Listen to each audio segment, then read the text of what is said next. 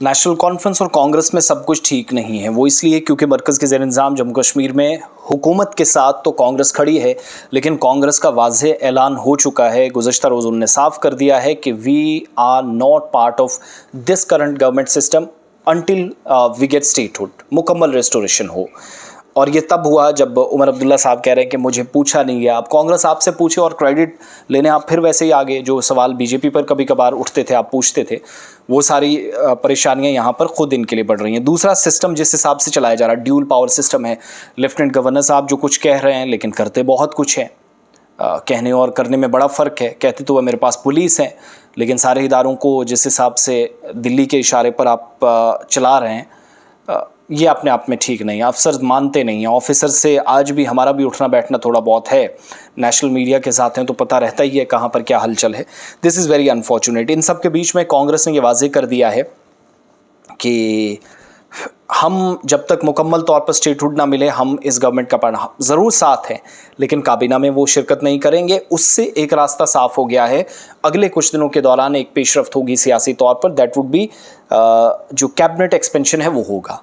कुछ नए चेहरों को जगह मिलेगी। 3 से 4 लोग और भी ऐड ऑन किए जा सकते हैं, जो मेरी जानकारी है। नेशनल कॉन्फ्रेंस के जो ज़िम्मेदारान हुकूमत में बैठे हैं वो जो बताते हैं। और उमर अब्दुल्ला साहब के लिए रास्ता इसलिए बंद था क्योंकि कांग्रेस 1 या 2 वो कन्फ्यूजन बरकरार था किसको दें। तो कांग्रेस ने अब रुख ही साफ कर दिया कि हम अभी तो कम से कम पार्ट नहीं है, रेस्ट अप टू यू। इसके बाद क्या होगा ये देखने वाली चीज़ होगी कि यहाँ से आगे सिस्टम कैसे चलेगा। लेकिन नेशनल कॉन्फ्रेंस कांग्रेस में इत्तेहाद में दरार पड़ी है। कांग्रेस जिसका पहले दिन से मोटिव है, और उमर साहब कह रहे हैं, क्रेडिट ले रहे हैं, ये हमने शुरुआत की, मैंने रेजोल्यूशन लाया, मैंने ये कर दिया, मैंने वो कर दिया, शुरुआत मुझसे हुई है। तो क्या कोई और पार्टी करे और आपके बाद करे, आपके पहले करे, तो उनको कोई हक़ नहीं है। एक तो ये उमर साहब को ज़रा लाइन सीधी ड्रॉ करके अपने लिए रास्ता भी बनाना होगा। दूसरा, आज के वक्त में दोनों जमातों में, कांग्रेस और नेशनल कॉन्फ्रेंस सबसे पुरानी और इत्तेहादी जमातें, इनमें ख़राबी होने का मतलब है कि स्टेट फिर से डिस्टर्ब हो सकती है। पॉसिबिलिटी है कल को जाकर फिर से। उमर अब्दुल्ला सरकार को कोई ख़तरा नहीं है, लेकिन जब ख़तरात वाली बात आएगी तो आप मज़ीद फंसेंगे, आपके लिए परेशानियां होंगी, यहाँ से आगे मुसीबत बनेगी। दिल्ली के अंदर स्टेटहुड वाली बात, कल भी इजलास हुआ, परसों प्रोटेस्ट हुए, 19 तारीख से मुसलसल चल रहे हैं, कांग्रेस भी पहले कर रही हैं। लेकिन इस दरार का मतलब ये हुआ कि आपके जो सियासी मुखालिफिन हैं वो खुलकर बीच में आकर खेलेंगे, चौके छक्के लगाएंगे, आपको आउट ऑफ द बाउंड्री फेंक कर चले जाएंगे। तो इस इत्तेहाद की सियासी तौर पर भी काफ़ी ज़्यादा ज़रूरत है। दूसरा, बीजेपी अपनी जगह मजबूत है, इसमें कोई शक नहीं है। आप उनको कुछ भी कह लीजिएगा, है तो यूनिट के तौर पर काम कर ही रहे हैं। राणा साहब नहीं है, लेकिन बाकी 28 MLAs हैं, उनकी प्रेजेंस भी उनके हिसाब से है, तो दैट मीन्स 29।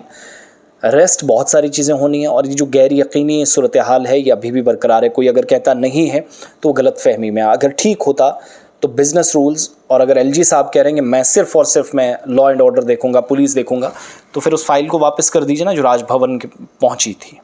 लिख दीजिएगा कि आपका ये काम है, आप करें, मेरी तरफ से आपको अलाउड है, this thing I want allowed, this can do, ये डूज़ हैं, ये डोंट्स हैं, इससे बाहर मत जाइएगा। तो अब कैबिनेट एक्सपेंशन भी होगी, बहुत जल्द होने जा रही है, मज़ीद चेहरों को जगह मिलेगी। लेकिन अगर वही सियासी असर रसूख, दोस्ताना, याराना वो चला तो फिर आप काम एक्सपेक्ट मत कीजिएगा, फिर इसी हिसाब से चलते रहेगा। उमर साहब को बड़ा बैलेंस होकर सोचना पड़ेगा, क्योंकि 1 साल हो गया गवर्नमेंट पर बहुत ज़्यादा सवाल उठ रहा है। मुश्किल सूरत हाल है यहाँ से आगे पॉलिटिकली, जब जहाँ तक है नेशनल कॉन्फ्रेंस के लिए।